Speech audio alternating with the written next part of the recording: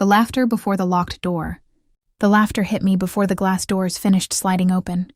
Not the warm kind. Not celebration. Sharp. Pointed. Directed. I stepped into the marble-lit lobby with a wrapped gift in my hand. Navy paper. Silver ribbon. And the sound changed shape. It bent. Curved around me. Like a blade finding its angle. Phones stopped moving. Eyes didn't. Someone whispered. Someone snorted. Someone laughed too loud. Then a voice, male, polished, practiced, cut through the room. The 1-minute man in bed is here. The words didn't echo. They landed, heavy, deliberate. I felt my pulse slow instead of spike. A strange calm settled behind my eyes. The kind that arrives when something inside you quietly dies. I looked for my wife. She stood near the stage, champagne flute in hand, wearing the dress. I bought her in Milan, black, silk, backless. The "when she said" made her feel powerful. She didn't look surprised. She looked prepared. The man beside her, tailored suit, familiar smile, leaned forward and spoke to security without lowering his voice. "Get this impotent man out of here. He's not invited." The word impotent drew another wave of laughter, this time louder. Security moved toward me. I didn't argue. Didn't explain. Didn't ask her to look at me. I turned around before they touched me. As the doors slid shut behind me, I took my phone out of my pocket and quietly canceled everything. The party didn't know it yet, but it was already over. So was the branch. So was the future she had rehearsed. I walked to my car, placed the gift on the passenger seat, and sat there for a full minute. Not shaking, not breathing fast, just empty. I opened my banking app. One tap. Corporate events account frozen. Another, travel allocations canceled. Another, vendor payments revoked. Then the final one. My shares, 70%, $97 million worth.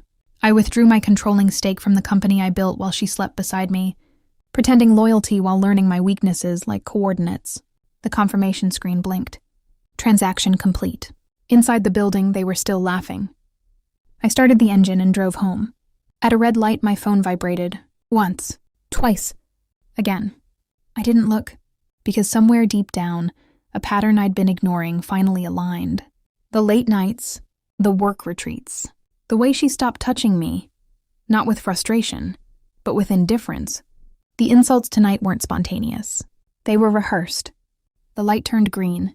I drove. The house was quiet when I arrived. Too quiet, like it had been holding its breath for weeks. I placed my phone face down on the kitchen counter. It buzzed anyway. I poured a glass of water, drank it slowly, let the calm stretch. Then I went upstairs and opened the safe. Inside were documents she didn't know existed. Backups, copies, things I'd started collecting the first time. I noticed her deleting messages too carefully. I sat on the bed and powered on my laptop. No anger, just process. Phone records first. I had already suspected one number. The man from the party. Her colleague. The one who always laughed too easily around me. The call logs confirmed it. Night calls, long calls, gaps where she claimed she was asleep. I accessed the cloud account she forgot was linked to our shared tablet. Photos loaded slowly. Hotel mirrors, reflections in glass. A hand I didn't recognize on her thigh. My jaw tightened, not from rage but from recognition. So this is who you became. Then the files I hadn't expected. Contracts, drafts, a revised company structure, one, where my shares were diluted after a medical incapacity review. She'd planned to erase me, publicly, professionally, personally. I closed the laptop. The betrayal wasn't just emotional, it was strategic, which meant she had underestimated one thing. Me. The DNA report arrived the next morning. I hadn't wanted to believe I needed it. But denial is a luxury for people without instincts. The envelope was thin, clinical, final. I opened it at the dining table where we once planned vacations. Probability of paternity, 0%. No confusion, no ambiguity. The child she said was mine. Wasn't. I laughed once, quietly. Not because it was funny, because it was complete. When she came home that evening, I was already packed. She froze when she saw the suitcase. "Why didn't you answer?" she asked, voice cracking just enough to sound real. I handed her the report. Didn't say a word. She read it. Then again, her knees gave out and she sat on the floor. "No," she whispered. This can't be." I watched her unravel without moving. "You already knew," she said finally, looking up. "That's why The party. I nodded once. Silence swallowed the room. They laughed at me, she said, desperation clawing into her voice. They humiliated you. No, I corrected. They revealed you. She tried to stand, failed. You can't do this, she said. You'll destroy everything. I already did, I replied. I showed her my phone. The missed calls, the emails, the emergency board notices. Her lover had been escorted out. The branch opening was canceled mid-speech. Accounts frozen, sponsors gone. Her career, built on my silence, collapsed in under an hour. You used me, I said calmly, then tried to replace me. She reached for my leg. I stepped back. This is what impotence looks like to you, I continued. Silence, control, finality. She cried, loud, ugly. I zipped my bag. Someone knocked on the door as I reached the hallway. I didn't turn around. My phone buzzed again. 56 missed calls. I stepped outside into the night air, cool and indifferent. Behind me, a life burned down without flames. I didn't feel victorious. I felt free. Some betrayals don't break you. They sharpen you. And when the laughter fades, and the doors lock, and the truth finally stands alone, only one of us walked away with everything that mattered. And it wasn't her. The man at the door. The knock followed me outside. Not loud, not urgent, controlled. That bothered me more than panic ever could. I paused on the porch, one hand on the car door, the other still holding my phone. The night had that hollow stillness, the kind that makes even your own breathing feel like noise. The knock came again. 3 taps, measured. I didn't turn around immediately. People who rush are afraid. People who measure time, plan. I opened the door slowly. A man stood there in a charcoal coat, rain beating on his shoulders like punctuation. Mid-40s, clean shoes, no nervous movement. The kind of man who waits for permission without asking for it. Mr. Hale, he said. Not a question. Yes. My name is Carter. I represent the board. I studied his face. There was no hostility in it. No sympathy either, just assessment. They sent you fast, I said. They didn't expect you to move faster. I stepped aside. He didn't come in. They asked me to evaluate whether this situation is reversible. I almost smiled. Reversible, I repeated. That's a comforting word. He nodded once. They're concerned about market reaction, investor panic, media interpretation. I'm sure they are. He glanced past me toward the staircase, toward the woman upstairs who was probably still on the floor, drowning in the consequences of her own ambition. Your wife? Ex, I corrected. He adjusted immediately. Your ex-wife is claiming emotional distress. She says your actions were impulsive. I laughed this time, soft, genuine. Impulsive is standing on a stage and humiliating the majority shareholder of your company, I said. What I did was inevitable. Carter's eyes sharpened. A fraction. I thought you might say that. We stood there in silence. Then he said, they want to meet. The meeting they didn't control. The boardroom smelled the same as it always had. Leather, coffee, fear hidden behind expensive cologne. Nothing had changed. Except me. They all stood when I entered. Some out of respect, some out of habit, 1 or 2 out of pure terror. I didn't sit at the head of the table. I stood. You called this meeting to talk me down, I said calmly. So let's skip the formalities. The chairman cleared his throat. We're here to discuss the future of the company. No, I replied. You're here to survive it. That landed. A few exchanged glances. I tapped the remote. The screen lit up. Emails, contracts, messages, a timeline. My wife, I said evenly, used company resources to conduct an affair with a senior executive.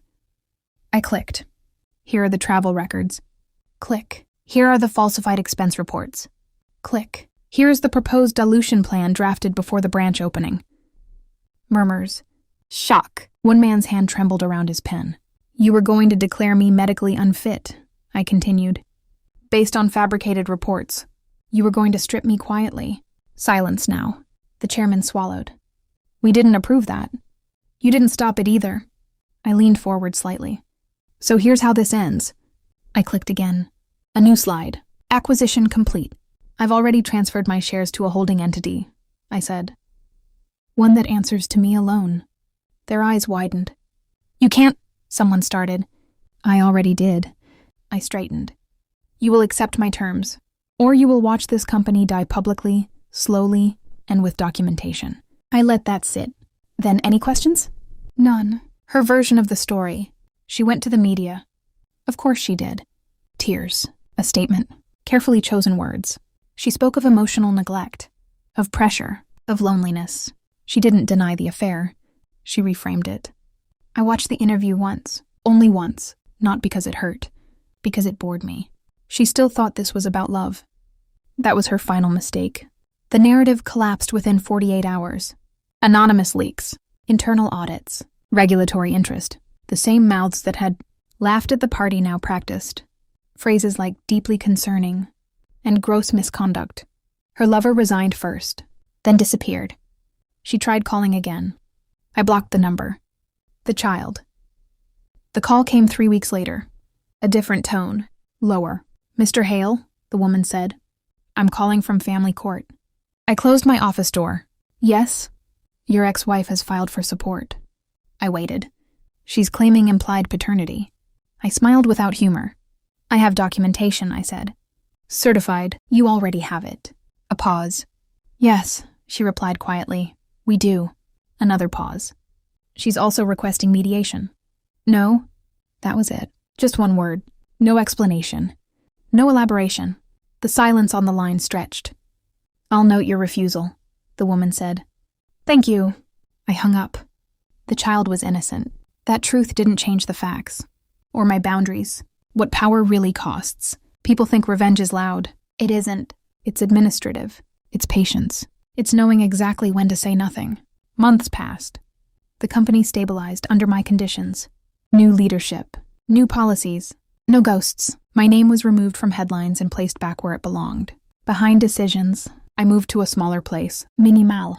Clean. A life with fewer surfaces for lies to hide. Sometimes, late at night, I thought about the man I was before the laughter. The version of me that still believed loyalty was mutual.